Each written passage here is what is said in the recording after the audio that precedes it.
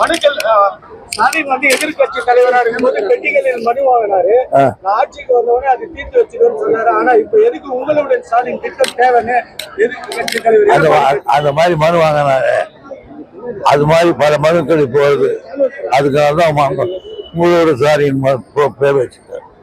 அதே போல சேலத்துல கலைஞர் கருணாநிதி சிலை மேல கருப்பு மை ஊசி காலி பையன் ஊசிருக்கான். கருப்பு பையன் புத்தக வெளியீட்டு விழால ரஜினி ஒரு கமெண்ட் பண்ணிருந்தாரு.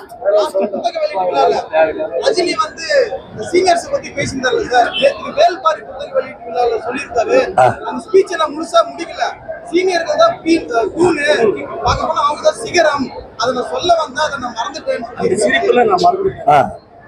அது என்னன்னு சொன்னாரு. நேற்றுக்கு பேசியிருக்காரு சார். இதை பார்த்தேன். அவருக்கு நான் ஃபோன் பண்ணி பேசுறேன். ரொம்ப தேங்க்ஸ் சார். இப்போது மறக்காம பேசியிருக்கீங்களே.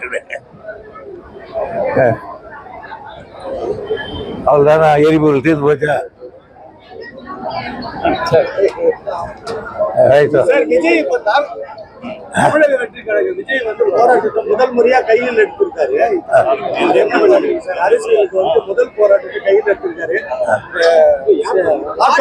ஆட்சி முடியறதுக்குள்ள நீங்க சரி பண்ண தப்ப நீங்க சரி செய்யுங்கன்றாரு சார்.